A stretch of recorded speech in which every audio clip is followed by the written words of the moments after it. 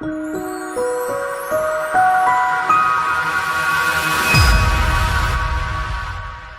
when we look at it, we call it a niche. Now, what's my definition of a niche? That there's no what competition? Everyone know? Price. So what's the deal with that? Why are most businesses competing on price? Because there's nothing unique about them. There's nothing different about those businesses. If they don't have a uniqueness, what do they got to compete on? Price. But that being said, how simple is it for a business to stop selling on price? Well, let's do this. Let's say you're calling someone to buy new tires for your car, okay? You call them up, want new tires for your car. What's the first question you're going to ask? What's the price for tires for this type of car? And if they just give you the price, what is the only thing you have to make a decision on right now? Price. So we've got to teach people how to not focus on price. We've got to teach salespeople, we've got to teach the marketers how to focus on value, how to focus on things. What's one of the fastest ways you can kill a business? It starts with D. Discounting, correct. The moment you start discounting, you're starting to kill a business. You know, too often, and especially in small to medium-sized companies, when they start thinking discounting, they start actually losing business hand over fist because, well, here's the thing. When you discount, what type of customer do you attract? Someone that wants cheap prices. Will there always be another business that's willing to offer cheap prices? Yes or no? Always going to happen. So our aim in the niche segment is now, how do we define a great set of customers? What are we looking for? And of course, we don't just want them to come in once, we want them to come back again and again. So this is where we have to look at how do we actually do that. So when I go in and start talking about growing a company, there's three areas that most people focus on with me. They say, Brad, you know, we need more customers. Brad, we need more revenues. Or Brad, we need more profitability. I'm going to show you a formula in a moment that shows you those three things are actually not important in a business. Why are they not important? Well, very simply, when you see the formula I'm about to teach you, they are just the end result of another 5 areas. And these 5 areas are the most important 5 areas in business. Yet, when I ask the average business owner what this formula looks like, they have no idea. So, if you haven't taken great notes to now, this one you want to really write down very well. My first book, Instant Cash Flow, had a whole bunch of information on this, but you've got to know this formula. So, the formula works like this. Number of leads. Leads is like prospects, potential customers. They could call your business, you could call them, they could come over the internet, they could walk into your store, however it is you communicate with customers. So number of prospects or leads. We then multiply that by your conversion rate. That is the percentage of those that could have bought to the percentage of those that actually do. So 10 people called your business today and only 2 of them made a purchase, your conversion rate's 2 out of 10 or 20%. Now, if you don't know those numbers, how do you improve them? Any sports fans in the room? How many stats do they keep in sport? All of the stats. Why do they want to know their numbers? How come? So they can get better. If you don't know your numbers, it's very hard to get better. So I ask you, how many of you in this room know how many leads came into your business last week? Like how many actual people called you, walked in, whatever they do in your business? Who knows that number and knows it accurately? Okay, see, that's the problem. That we don't know the number, how we're going to improve it. Now, my coaches, I've taught all of my coaches 87 different lead generation strategies. So there's 87 different methodologies to bring leads into a business. Average business, how many different ways do they have leads coming in, do you think? 5? Any other guesses? 1 or 2? That's far more like it. 1 or 2 strategies to bring in leads. Do you think you can have a growth business with only 1 or 2 strategies to bring in leads? Not happening, is it?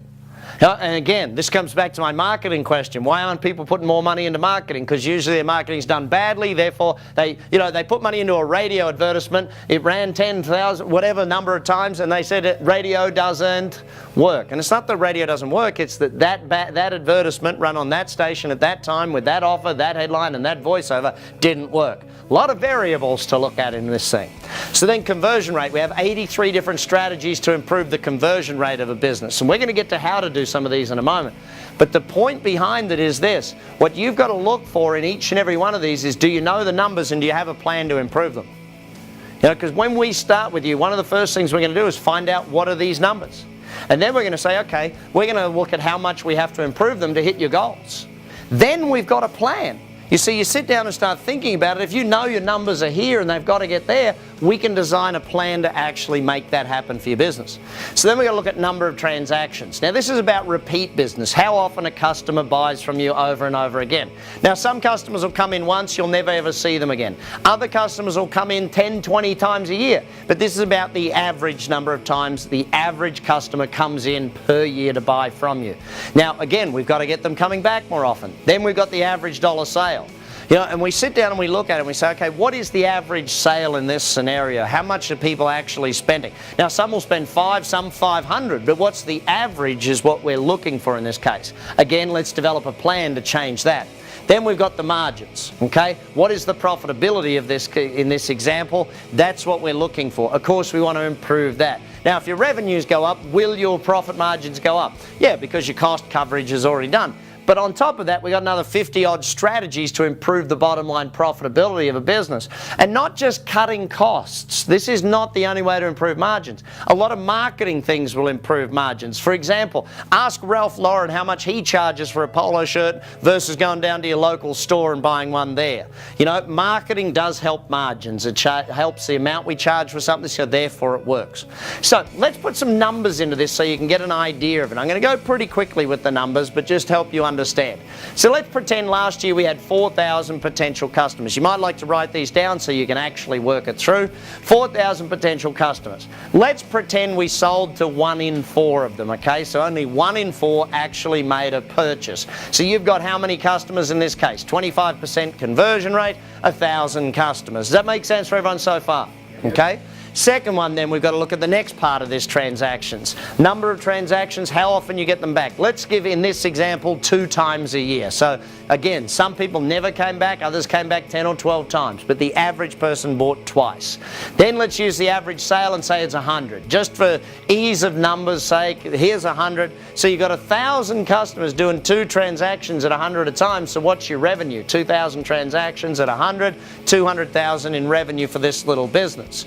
So then we're going to do margins. I'm going to make it easy for you and just say, let's do 25% margins, okay? So it's easy math. So this business's profitability is 50 grand.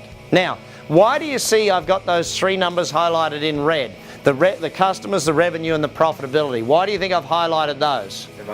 The most important? Absolutely not. In fact, the exact opposite to that is the answer.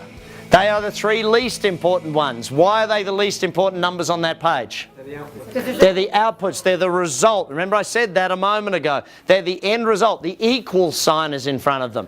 So the 5 numbers we actually need to know, the 5 numbers we actually want to work on are leads, conversion, transactions, average sale, and profit margins, okay? So these are the things that we've got to look at in a business. Now, at Action Coach, we have an advantage over most people because we have like 80 here, 70 odd strategies there, 60 odd strategies there, and another 50 odd strategies there.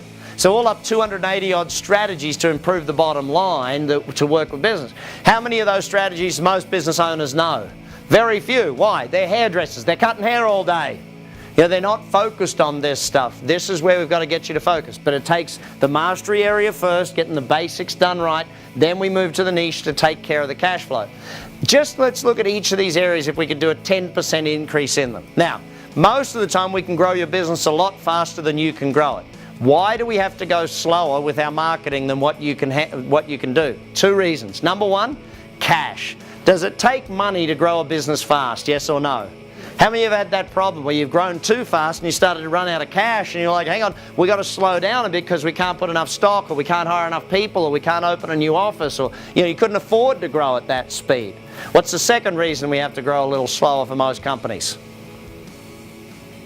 Think about it.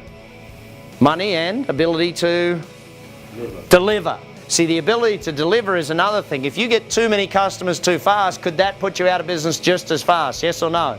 Your service levels go down, your reputation goes down.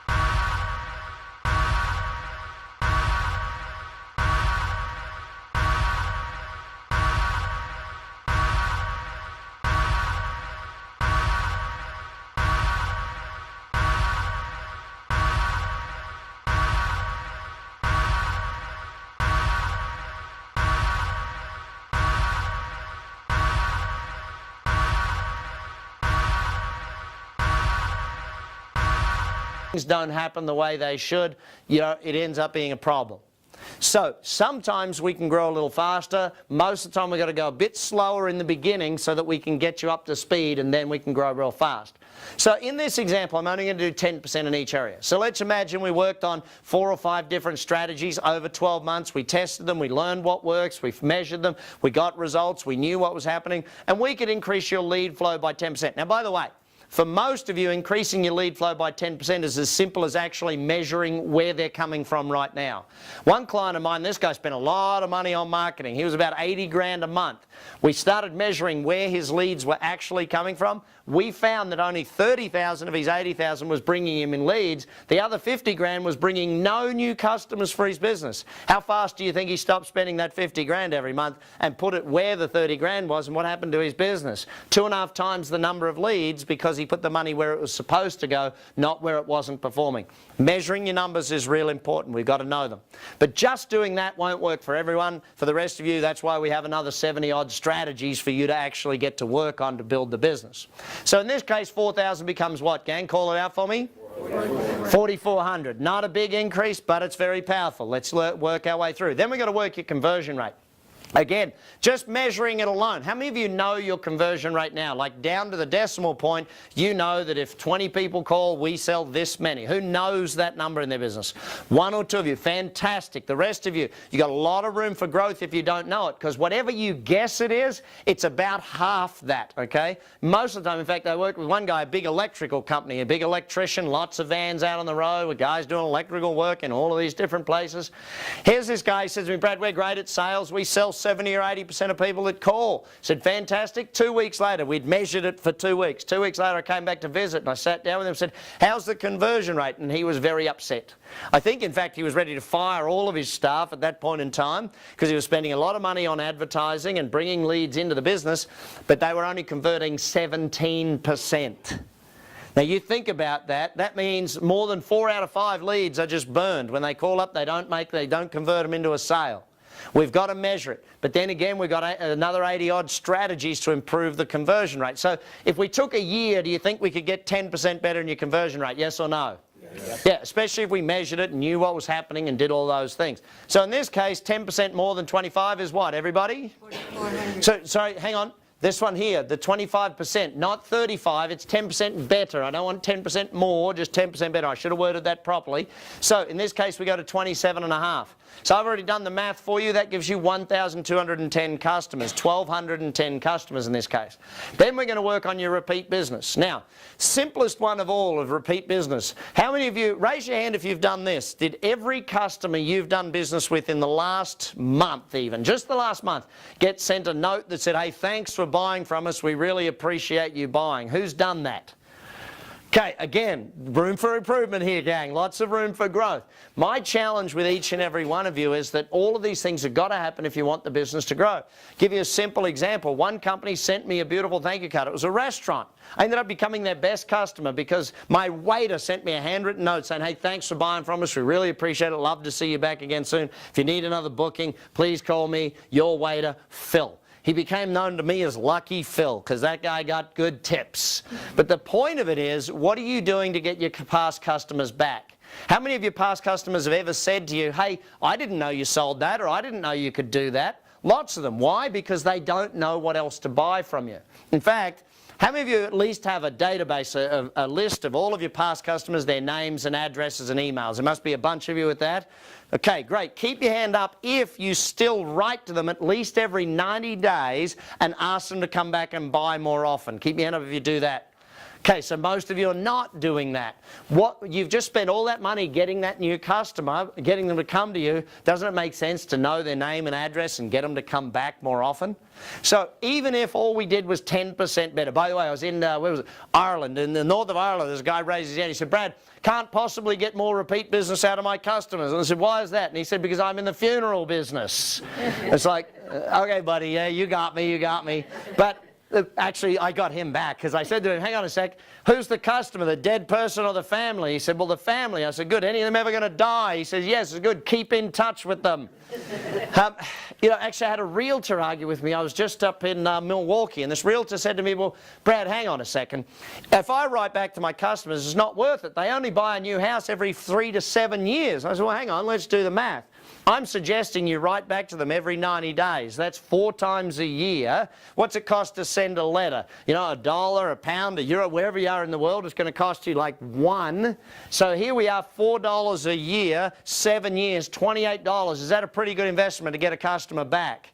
Yeah, and this is the challenge I have with a lot of business people. They spend all the money trying to get new customers and forget, what about keeping the past ones coming back? So number of transactions, in this case we go from 2 to just 2.2, 10% better.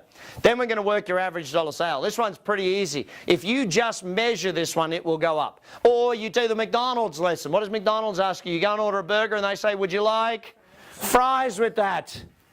They ask you if you want the fries, and 3 out of 10 people say yes to that question.